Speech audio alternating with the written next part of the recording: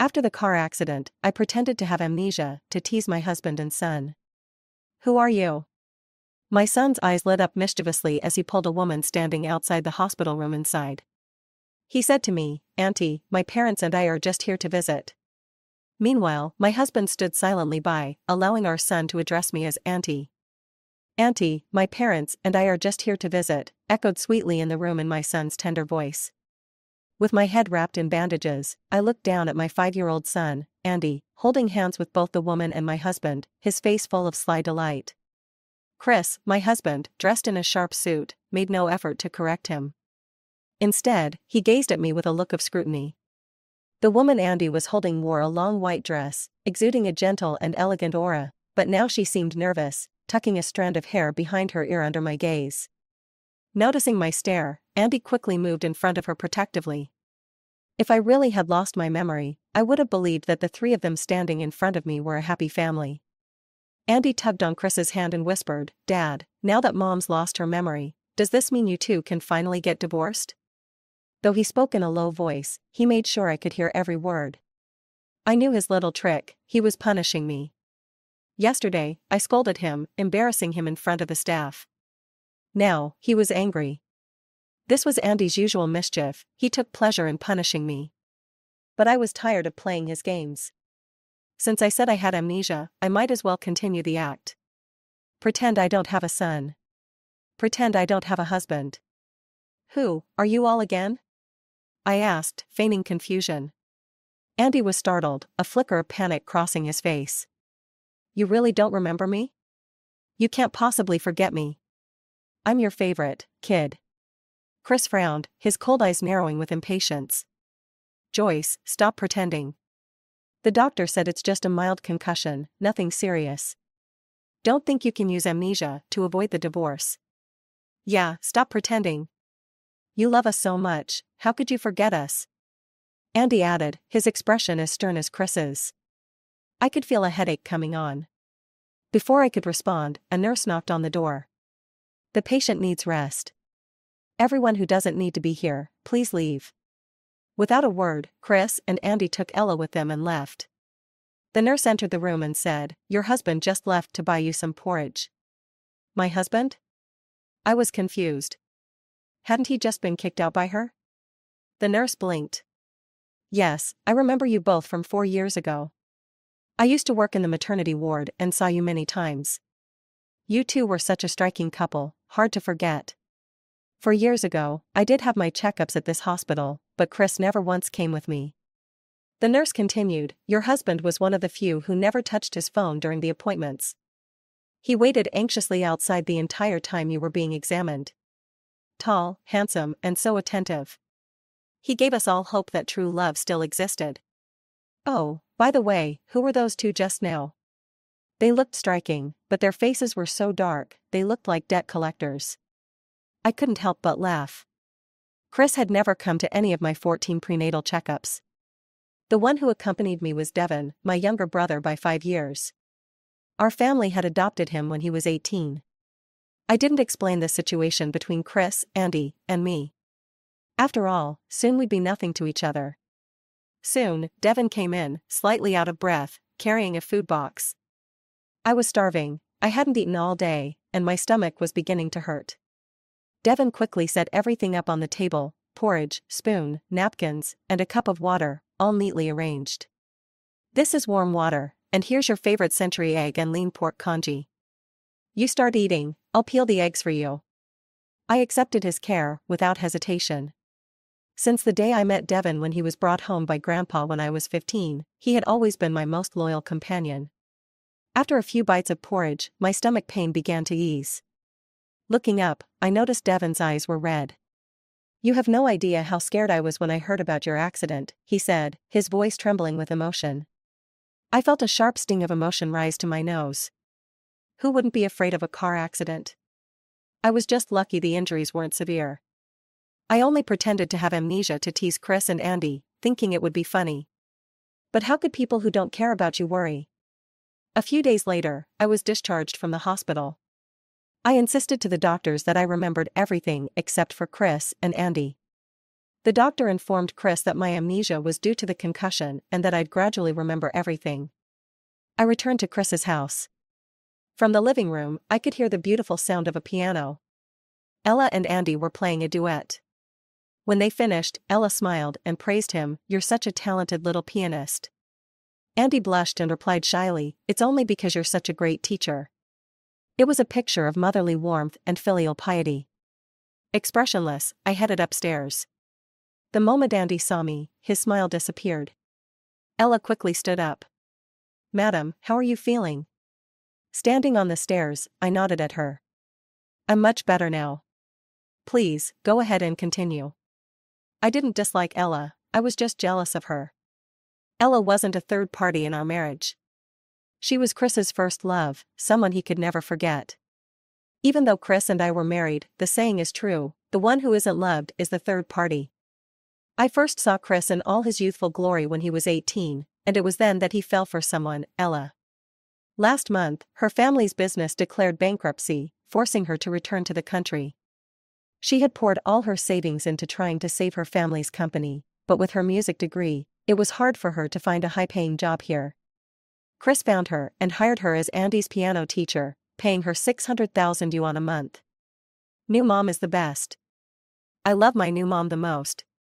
Andy loudly announced from the living room. "Master, I'm not, please don't call me that," Ella said awkwardly, looking at Andy. Andy, dissatisfied with how she addressed him, clung to her leg affectionately.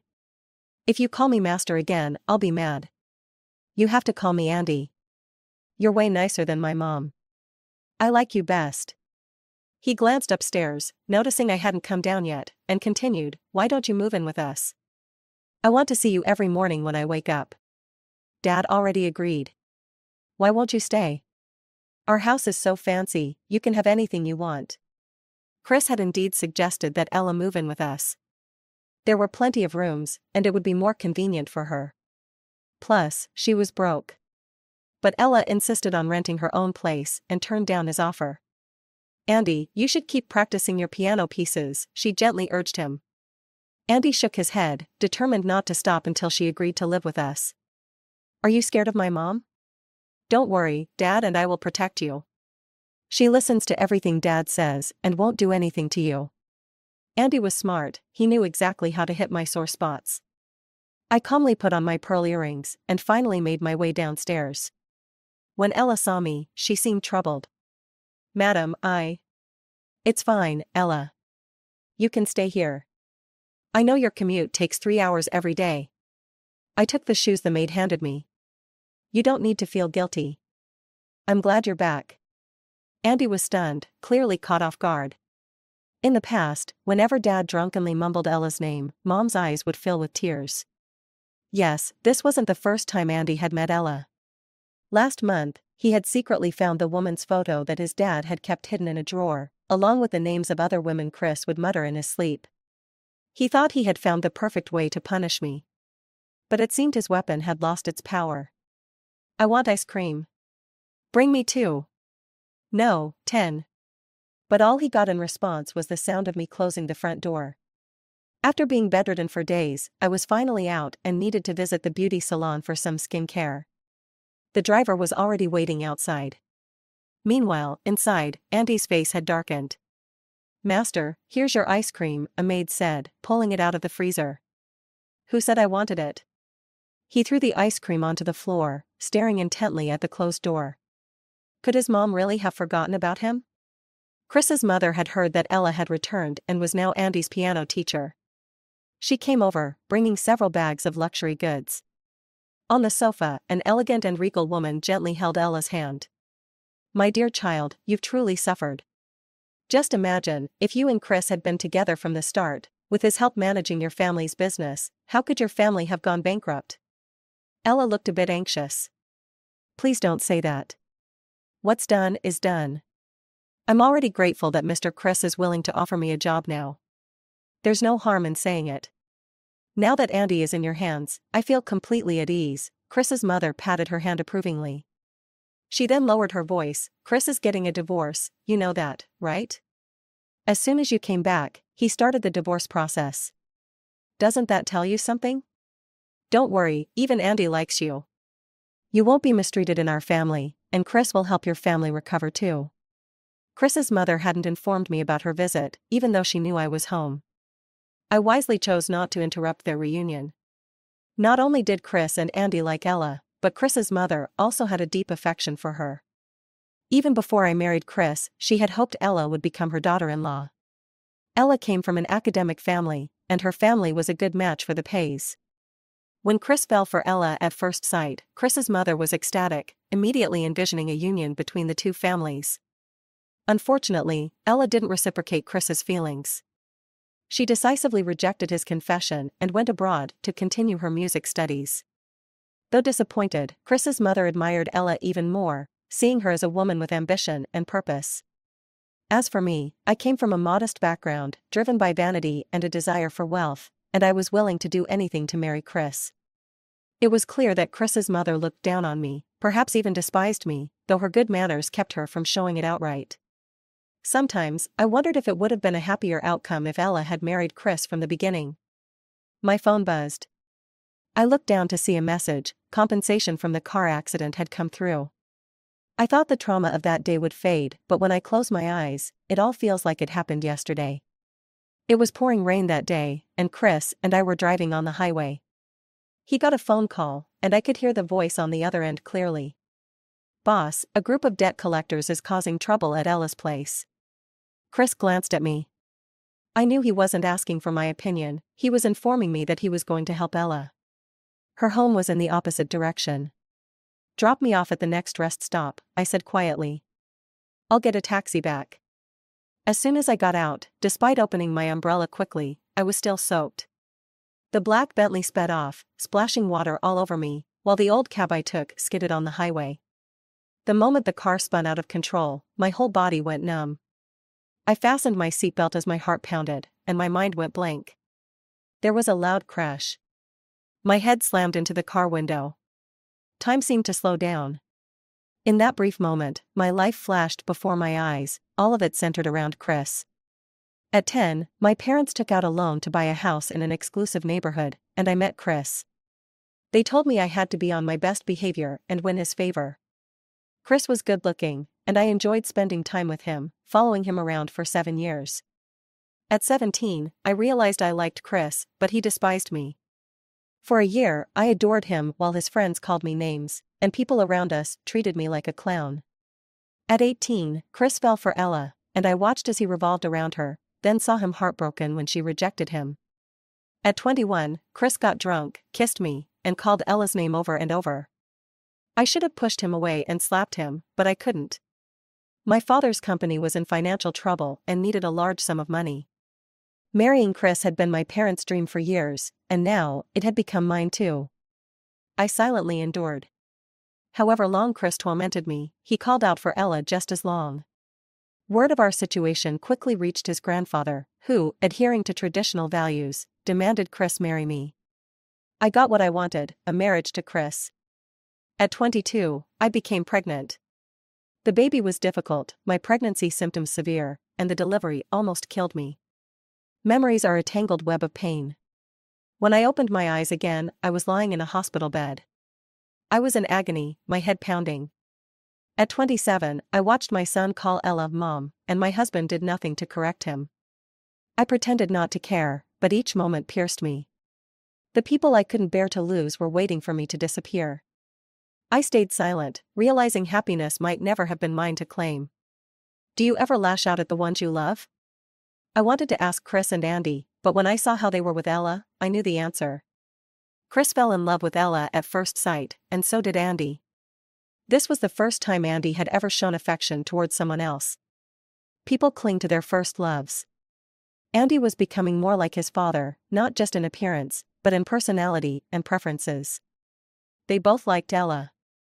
I never saw Ella as a third party because, from that night on, I had stolen what belonged to her. People suffer because they chase after the wrong things. I think this marriage has reached its end. It's time to give Chris and Andy back to Ella. Chris had already drafted divorce papers the day Ella came back, hoping to pursue her again. As he wished, I informed the Pay family lawyer and met him at Chris's office. I agree to the divorce, I said calmly. Chris seemed surprised. The lawyer handed each of us a divorce agreement. I quickly signed my name. When it was Chris's turn to sign, his hand hesitated, the tips of his fingers white from gripping the pen too tightly. Boss, you can take some time to reconsider, the lawyer suggested, hesitantly. I understood how Chris felt. Even a pet would stir emotions after being with someone for a long time, and I had followed him for 16 years. Andy stays with me, Chris said, watching me closely, testing my reaction. I nodded. I didn't want either of them. Chris stared at me deeply, searching for any trace of sadness, regret, or reluctance on my face. But there was none. He clenched the pen, almost in anger, and signed his name. I calmly reviewed the property settlement, satisfied, then left his office. In the now empty office, the lawyer trembled slightly, sensing the icy aura Chris exuded. Boss, should we make the divorce public? No, she's just throwing a tantrum, Chris said, as if reassuring himself. His frown even relaxed slightly. Don't leak this. She'll come back on her own. She's only lost her memory. She forgot about Andy and me, but it's temporary. She loves us both deeply. Once she remembers, she'll come running back to beg for my forgiveness. This divorce is just a punishment for her forgetfulness. When she comes back crying and apologizing, I'll forgive her, and we'll get remarried. Feeling comforted by his own words, Chris took a sip of coffee. The lawyer wiped the sweat from his brow. Divorce papers signed, property divided, was she really just throwing a tantrum? As I was about to leave the house for the last time, I expected to feel sadness, having lived here for 6 years. But instead, I felt an overwhelming sense of relief, as if shackles had been removed. I was no longer someone's wife or someone's mother. There was no need to please anyone or fear their rejection. While neither Chris nor Andy was home, I called for 3 moving trucks and spent a considerable amount hiring 3 moving companies. I packed every luxury item, bag, piece of jewelry, and clothing that belonged to me, along with all my baking tools, a cupboard full of fine china, and some of the furniture and decor I'd bought. I even packed up the gifts I had bought for Chris and Andy, things they never liked, which sat forgotten in the corners of cupboards. Since they didn't care about them, I might as well sell them secondhand and get some value out of them. There were so many things to pack, but with 3 companies working, everything was loaded in under 2 hours. The house suddenly looked clean and empty. Chris would probably be pleased to see how tidy it was when he got back, since he never liked the house to be cluttered. Now, it was finally the way he liked it.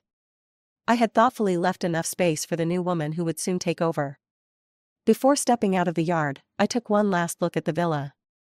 I would never come back again. Lola, the housekeeper, stood at the gate, wiping her tears. "Ma'am, are you really leaving?" Lola had been here since I first moved in. She treated me like her daughter, showing me such care and concern. I thought, perhaps she was the only one here who would shed real tears over my departure. I held Lola's hands and gave her a gentle smile. "You should be congratulating me. This is a good thing for me." Chris handled everything efficiently, quickly transferring the assets. I used the leftover balance in my account to buy a 200 square meter flat that I'd had my eye on since last month. The previous owner had emigrated, leaving behind a beautifully renovated French-style apartment. I fell in love with it at first sight, and the best part was, I didn't have to do any remodeling, I could move in immediately. I quickly signed the contract and arranged for movers to bring my things over. I had already hired a few professional organizers, and within half a day, everything was neatly sorted. Money well spent. I lounged comfortably on a recliner by the floor-to-ceiling windows, taking in the view. Finally, my life was starting over. Devin showed up soon after, carrying bags upon bags of things. He was the first person I told about the divorce. It had become second nature to share everything with him over the years. He was always on my side, no matter what. "Why'd you bring so much stuff?" I asked, eyeing the bags he was carrying. "I figured the first meal in your new home should be homemade," he replied, placing everything neatly into the fridge. "I bought fruits and milk. It's cold now, so take them out a bit before eating. Also," I was about to tease him for fussing over small things when I noticed one of the boxes on the floor shaking violently, startling me. "Devin, that box is moving." Devin chuckled. "That's your gift. Come over and open it. I hesitated for a second, but then I heard a faint meow. My eyes lit up as I quickly rushed over. Carefully opening the box, I found a kitten inside. It rubbed against my legs affectionately, melting my heart. I had never considered getting a cat because Chris was a clean freak, but Devin was the only one who knew how much I loved them. I squealed in delight, hugging the kitten. Devin, you know me too well. I played with the kitten for a while before naming it Cotton Candy. Devin, meanwhile, was busy preparing dinner. He handed me a piece of sweet and sour pork. Are you sure you'll be okay spending the night alone? I could tell he was worried. Maybe he thought I'd still be upset about Chris. Don't worry about me. I'm the one who asked for the divorce. I've moved on. The car accident must have jolted my senses back into place, I said, grinning. Devin studied my face and, seeing I wasn't pretending, finally smiled. I'm glad you've come to terms with it. Chris never deserved you. Now that you're divorced, have you thought about coming back to the company? Before I got pregnant, I had been helping my father manage the company. Afterward, my father handed the reins over to an 18-year-old Devin, who was still on summer vacation at the time. The shareholders were skeptical, but in just 2 months, Devin had tripled the company's revenue. He balanced school and the business, quickly becoming one of the most promising young talents in the industry. I had considered returning to work, but I hadn't been in the business world for 5 years. Devin set down his chopsticks and looked at me. You'll get back into it quickly. Don't you remember how you used to shine in the corporate world? My heart raced. I still remembered the joy of signing my first big deal. I nodded, agreeing to return to the company. A few days later, it was my father's birthday. Devin and I went home together, and I nervously told my parents I got a divorce. My father's face darkened, and he raised his hand to strike me, but Devin shouted, "Dad." My mother rushed over, shielding me and hugging me tightly. What are you doing? We've already ruined the first half of her life. She's an adult now. Let her make her own decisions and give her life back to her, she cried, her voice choked with emotion. Tears welled up in my eyes as I clung to my mother, sobbing. My father's eyes reddened, and he slapped himself hard. It's my fault. I knew Chris's family was a snake pit, and yet I still pushed you into it. I have no right to blame you. My mother led me to the sofa. Joyce, if you want a divorce, go ahead. We've seen everything these past years. She glanced at Devin. Why don't you move in with her and take care of her, Devin? I didn't want to bother him. After all, I was an adult and could take care of myself. I'll be fine on my own. You? The way you cook, you should be thankful you haven't poisoned yourself yet, my mother scoffed. I chuckled sheepishly. I loved cooking and experimenting with recipes, but according to Chris and Andy, I made evil creations. Fortunately, Devin enjoyed my cooking, so I'd kept at it all these years. Devin, however, looked worried. Joyce, you've never lived alone before, and there's a lot you'll need help with at the company. He had a point. I wasn't fond of my own cooking, and I couldn't rely on takeout forever. Plus, there was the kitten, Cotton Candy, to take care of. Devin could help with that too. I agreed, and Devin sighed in relief while my mother smiled. Who else but Devin would treat you like a child, she teased. I protested silently. In my eyes, Devin was still the kid. Though busy with work, I hadn't felt this fulfilled in a long time. It was like leveling up in a game, and I was full of energy. I even stayed late at the office a few nights. When I got home one evening, Devin was waiting for me with dinner ready. For the first time, I had someone at home, waiting for me, not the other way around. I couldn't help but smile as I walked into the living room, where I found Devin asleep on the recliner. As I approached with a blanket, I stopped in my tracks. Devin was sprawled on a single recliner, which usually had plenty of room for me. But on him, it looked too small, with his long legs dangling over the edge. Devin had grown up. I'd never thought about him that way before, but now I couldn't help but notice how good he looked. My gaze lingered on his chest. His skin was so smooth and fair, with muscles that were clearly defined. He must work out, I thought, noticing a hint of pink peeking out from his robe. Just looking at him made me feel warm. I wondered how soft his skin would feel under my fingers, or how it might flush if I touched it. Before I could stop myself, my mind was already wandering to less innocent places, and my face flushed. I shook my head, trying to clear my thoughts. I must have had too much to drink. As I bent over to cover him with the blanket, I accidentally locked eyes with him. I stumbled in surprise and fell right onto his chest, my face buried against the warm skin I had just been staring at. I blushed furiously, trying to get up, but the unsteady recliner sent me tumbling back down onto Devon's chest again. This isn't what it looks like, I thought frantically. Devon's large hand steadied me by the waist as he sat up and stabilized the chair. Joyce, what are you doing? He asked, his voice husky from sleep. Embarrassed, I held up the blanket to cover my face. I just wanted to give you a blanket. He chuckled softly, the vibrations rumbling through his chest. Only then did I realize I was still sitting on his lap.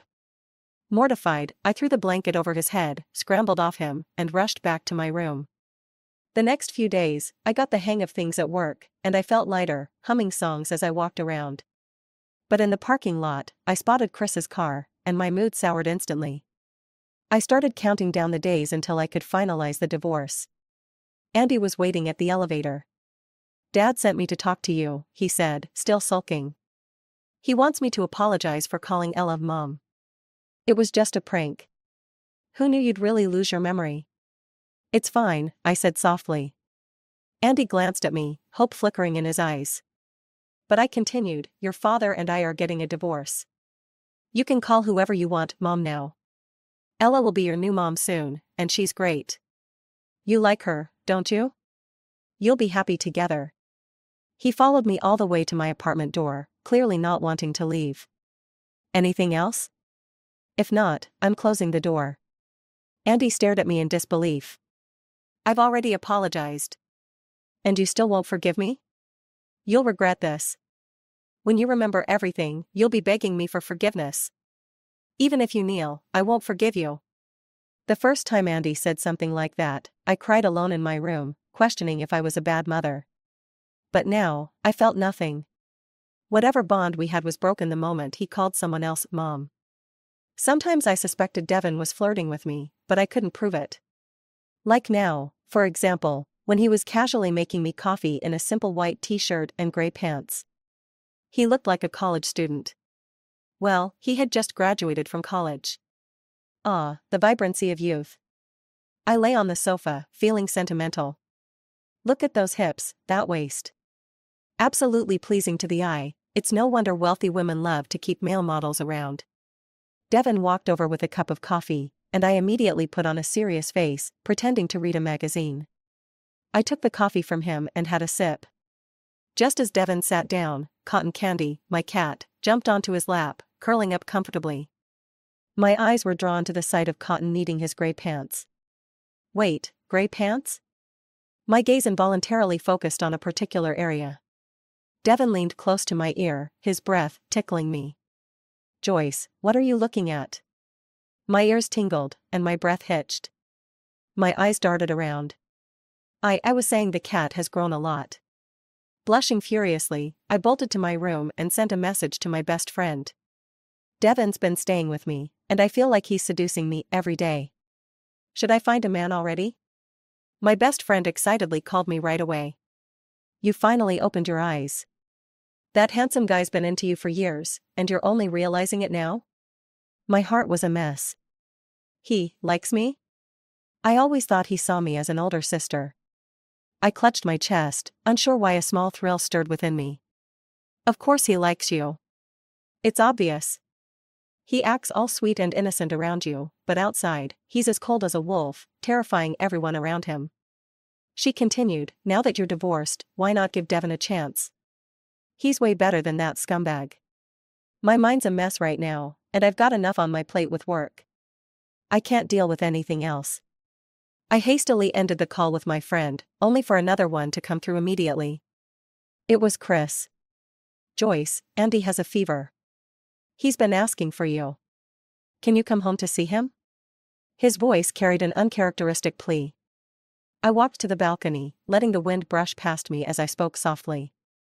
Chris, I've made that kind of call to you countless times. It was my first time being a mother, and every time Andy got sick, I panicked, not knowing what to do. Even though we had a family doctor, I still found myself trembling as I called Chris, voice shaking with tears, begging him to come home. And what was his response back then? His cold words still echoed in my ears. "You can't even take care of yourself, let alone Andy." "Joyce, His voice was hoarse. "You were right, Chris. That's why now, I just want to take care of myself." "Joyce, have you regained your memory?" His tone was cautious, as I'd never heard before. "I never lost my memory. See you at the civil office in a month. Don't think that if I regain my memory, I'll come running back to you." I spoke slowly, deliberately. "It's over between us." There was a sound like a glass cup shattering on the other end. Before he could respond, I hung up and blocked his number. I'd contact him again in a month for the legal procedures. Since then, I've frequently seen Chris around, just sitting in his car, watching me from a distance, never disrupting my life. Maybe it's because he can't accept it.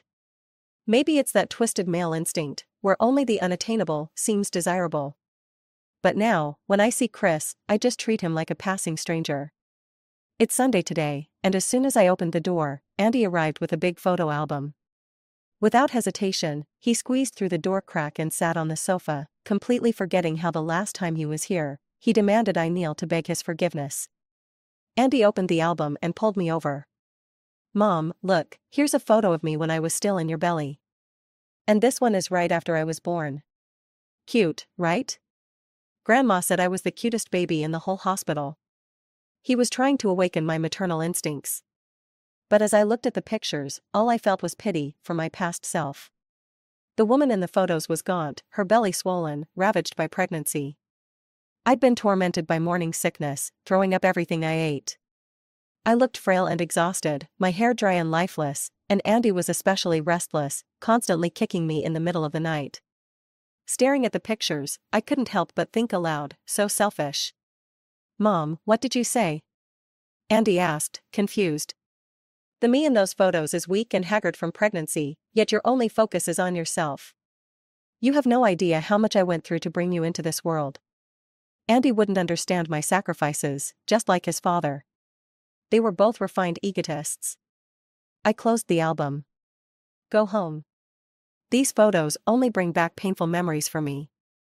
Andy threw a fit, refusing to leave, but the housekeeper eventually let him out.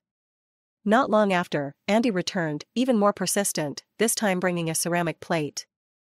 "Mom, look, you made this plate for me yourself. You said you spent the whole day on it." "Oh? Then why is it broken?" He mumbled something. But I already knew. He'd smashed it because he thought it was ugly and didn't want to take it to school, afraid it would embarrass him. The ceramic shards had cut my arm, leaving a faint scar that still remained. I never had much talent for art, and this plate was the best out of the dozen I'd made. In the end, Chris had bought him an artist's piece to take to school instead. I'd painstakingly glued this one back together, but no matter what, once something's cracked, it can never truly be whole again. This is a defective piece now. I tossed it into the trash, and it shattered instantly. Since you have a new one, there's no need to keep this. Andy froze, staring at the broken plate. Then a hopeful look lit up his face. Mom, did you regain your memory? Do you remember me? I shook my head. I never lost my memory.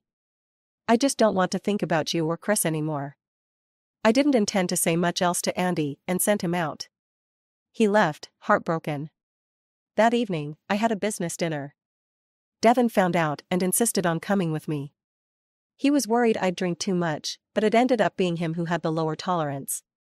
Neither of us could drive after drinking, and since we were close to home, I supported him as we walked back, using the cool night air to sober up.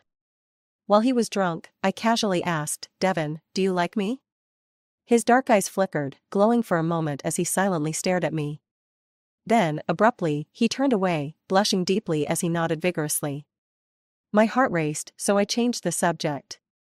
"What kind of alcohol did you drink earlier?" He thought for a moment. "Brandy, I think." "Really?" "Lean down a bit." Obediently, he bent over, looking at me. His lips were soft and full, with a delicate lip shape. I leaned in and kissed him lightly. So soft, like brandy-infused marshmallows. I licked my lips, savoring the taste. Devon stood there, stunned and wide-eyed, still hazy from the alcohol. I acted nonchalant. It really was brandy. I kept walking, leaving a blushing Devon frozen in place. He quickly caught up, wrapping me in his arms, pressing me close to him. His head nestled into my neck like a happy child. He kept murmuring, "Joyce, I like you so much." When we got home, it seemed like Devon had sobered up. He pinned me against the door. "Joyce, can I kiss you?" When I nodded, his eyes lit up like a puppy spotting a treat, filled with fiery intensity. He kissed me all the way to the bed. At one point, he gently nipped my collarbone. Feeling me tremble, he stopped. He leaned close to my ear, his voice soft and wet. "Joyce, don't push me away anymore." In the darkness, I undid his belt. Meanwhile, at a gathering organized by Chris' friends, he drank in silence, until he overheard some gossip. Suddenly, with a loud crash, Chris flipped the table. "What did you say? Devon? That so-called adopted son? He's been into Joyce all this time?" His expression darkened instantly, voice chillingly cold. Chris was furious. Eyes bloodshot, he smashed all the bottles on the table. The room fell into a tense silence, everyone too scared to speak. Chris realized something important at that moment. Devon had never called Chris his brother-in-law, nor had he ever referred to Joyce as his sister. What a hypocrite. Chris immediately drove to Devon's company. As soon as he entered the office, he grabbed Devon by the collar and punched him. Through gritted teeth, Chris snarled, "I treated you like a brother-in-law, and you actually have feelings for your sister." Wiping the blood from the corner of his mouth, Devon laughed disdainfully. "You? Fit to be my brother-in-law? Open your phone and look at our chat history." Though confused, Chris complied, scrolling through his messages with Devon. It didn't take long, Chris often reached out to Devon for help. The conversation history unfolded before his eyes, and Chris' face grew paler with every line he read. "Take your sister to the prenatal checkup. She's having severe morning sickness and refusing to eat. Can you come over? She's dealing with postpartum depression. If you have time, take her on a trip." "I can't. Joyce has a fever. She's throwing another tantrum and I don't have time to deal with her." "Can you help? Joyce was in a car accident. Can you come and look after her?" Devon had replied instantly to each message. He never initiated contact, it was always Chris who reached out. Chris was now realizing that during their entire marriage, Devon had acted more like Joyce's husband. 14 prenatal appointments? It had always been Devon accompanying her.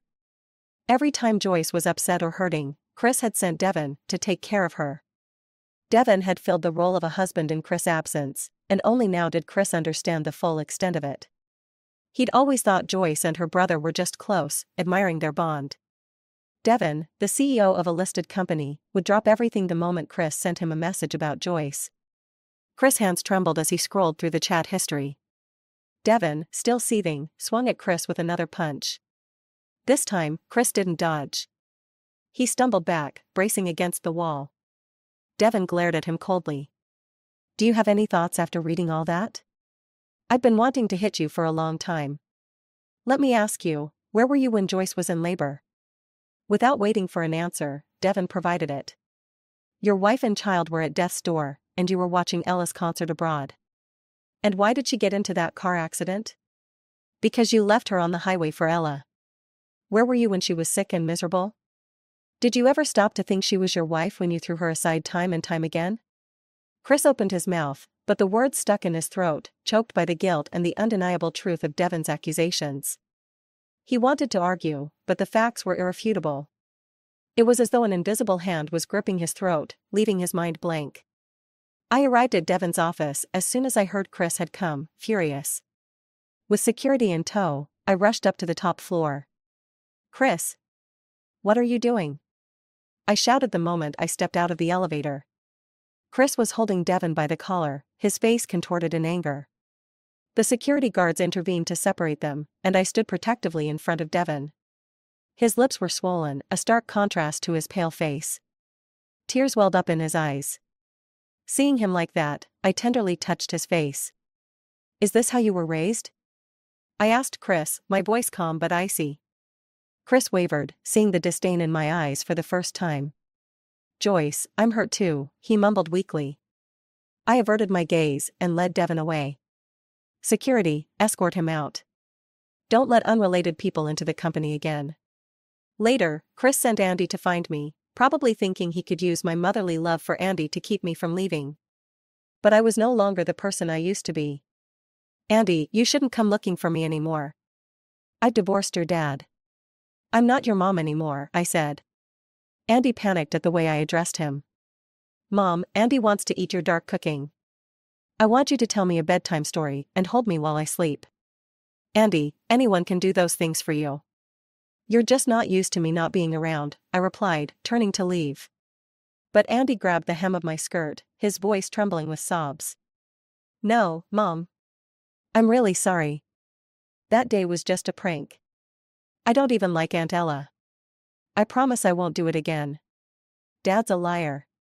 He said you'd come back once you got your memory back, but you remember Andy, and you still don't want me. Laura told me how hard it was for you when you had me. I was a bad kid and always made you upset, he cried. I looked down at him. Andy, never wait until you've lost someone to learn how to cherish them. Andy's tears flowed as he clung to my leg. Mom, have I lost you? This is the last lesson I can teach you as your mother. Don't use hurtful words on the people who love you. You need to learn respect if you want to be respected in return. People leave when they're hurt, I explained softly. Andy sobbed uncontrollably, holding onto my skirt as he knelt on the ground. Mom, give me another chance. I promise I'll change my bad habits. I won't be like Dad. Please trust me, I'm your son, after all. I gently pulled him to his feet. Andy, it's already a fact that I've left your father. I'm never going back to that home. He wiped his tears. If you don't want Dad, then I won't want him either. If you won't come see me, can I at least come see you? I'll be good, I promise. That's your choice. Life has a way of teaching us hard lessons. No matter how much people try, some things can only be learned through experience. Only through heartbreak can one gain true understanding. I only hope that Andy can let go of his pride and prejudice, become a better person, and avoid following in his father's footsteps. Later, after securing a major deal with a client, I was about to drive home when I ran into Ella. She invited me for coffee. About last time in the hospital. I thought Andy was just testing you, to see if you had really lost your memory. I should have said something. I'm truly sorry, Ella said, lowering her head. I should never have gotten involved in your and Chris' life, nor should I have let money tempt me into becoming Andy's tutor. I shook my head. Ella, my divorce from Chris wasn't because of you. You don't need to feel guilty. I know you're not that kind of person. I owed Ella a favor. Back in high school, she had briefly joined our class. Her family was powerful, but she was always humble and kind, never letting her wealth define her. At 17, I was vain and desperate to fit into Chris' social circle, often the subject of their mockery. But Ella had never laughed at me. She once told me, when you focus on yourself, the universe will revolve around you. She had understood things much better than I had. I resigned from that job after you left, Ella continued. I realized I can't live off of others' pity forever. I need to stand on my own. To repay her for that old favor, I had done some investigating into her family's business, which had collapsed overnight. It wasn't just a matter of wealth, it was prestige, and the fall was suspicious. I'd found some questionable actions by her relatives abroad and passed the information to her. What she did with it was now up to her. Despite the troubles, Ella's family had a strong foundation. A camel, even dying, is still larger than a horse, as they say. There was still a good chance they could recover. Ella, grateful, smiled. She then brought up Chris. And what about you and Chris? I glanced out the window where Devin stood patiently in a gray coat, waiting for me. She smiled, genuinely. I wish you happiness. Chris wasn't worth it. Ella left, saying Chris had something to talk to me about. Chris wanted to reminisce about our past, but I stopped him. You can go back to the past, but no one's waiting for you there. He grabbed my hand, his voice cracking. Joyce, I'm certain now. The one I love is you, only you. I gently pulled my hand away, my voice steady. Love doesn't need to be confirmed. Only uncertain love needs constant reassurance. Chris, still desperate, pleaded, tomorrow is my birthday. Every year, you'd make me longevity noodles for it. I looked him in the eye. Chris, do you even know that last Sunday was my birthday? He paused, his face filled with regret after a few moments of thought. You see? The person you love the most is yourself. I'm sorry. I'll throw you the grandest birthday party to make up for it, he offered. I shook my head. It's not about the birthday anymore, Chris. You still don't understand. What's lost is lost. I've already booked an appointment at the Civil Affairs Bureau. Tomorrow, let's collect the divorce certificate. I learned how to love myself after leaving you, so please, don't interfere with my life anymore. I turned and ran towards Devon. He had been waiting for me in the cold wind for a long time. I wouldn't let him wait for me any longer. Chris Perspective, Epilogue. I only truly realized I had lost Joyce when I received the divorce certificate. Before that, even on the day we signed the divorce agreement, I was still arrogant. I was convinced that once Joyce regained her memory, we'd return to how things were. But I never expected that she had never lost her memory at all. Suddenly, I was overwhelmed with fear, as if something had quietly slipped away from my heart. People are always creatures of hindsight, only realizing the importance of something after they've lost it. I started scrolling through her old social media posts, reviewing the daily updates she used to share with me. As I read through our old messages, I couldn't help but smile. It turns out her messages had always been so vivid and engaging. But in most of our conversations, it was just her sending long, detailed messages. I rarely replied and often didn't even read them. Over time, she stopped sending me updates. She stopped initiating contact altogether. A person's desire to share doesn't disappear, it just shifts. She started sharing her daily life with Devon instead. Without me noticing, Devon had woven himself seamlessly into Joyce's life. And I didn't even care. I assumed they were just close as siblings. I had always taken her kindness for granted, become accustomed to being loved. I thought she'd never leave me. Only when she was truly gone did I wake up to the fact that I loved Joyce all along. But Joyce had left me. Andy had left too. He said he was going to a boarding school because he didn't want to be taken care of by anyone else. He said he could take care of himself. After Andy left, the once large house felt empty. It no longer resembled a home, it had lost its warmth. Joyce was ruthless, she didn't leave a single trace of her behind. Sometimes, I envy Andy. At least he gets to see his mom every week. He can still call her. But I can only drown my nerves in alcohol day after day. The memories of her flood my mind constantly, the way she used to be by my side. The regret, the guilt, the agony of knowing I missed so many chances. Every night, my heart aches. I met her so early, someone who loved me so deeply. I could have been happy. I was the one who ruined everything. As I looked at the only wedding photo we ever took, tears rolled down my face. Why couldn't the future me travel back 6 years to tell Chris not to hurt her, not to push her away, not to let her go? If I had another chance, I'd hold her hand tightly, never letting even death separate us. But there is no if. She's getting married. Just a few months ago, she was still my wife. My mind is in chaos. How did things turn out like this? I told Andy about his mom's upcoming wedding to Devon, hoping he'd feel the same pain as me. His mother had abandoned us. But Andy wasn't sad at all. He was happy for her. Mom is happy with Uncle Devon. I want her to be happy. Yes, even a child can see that she's happier with Devon. What right do I have to blame Joyce? I attended her wedding. The wedding I never had with her, Devon gave her. Andy volunteered to be the flower boy. The ceremony was grand, and I realized how beautiful she looked in her wedding dress. Wish you happiness, I said. Thank you, she replied with a radiant smile. She had moved on.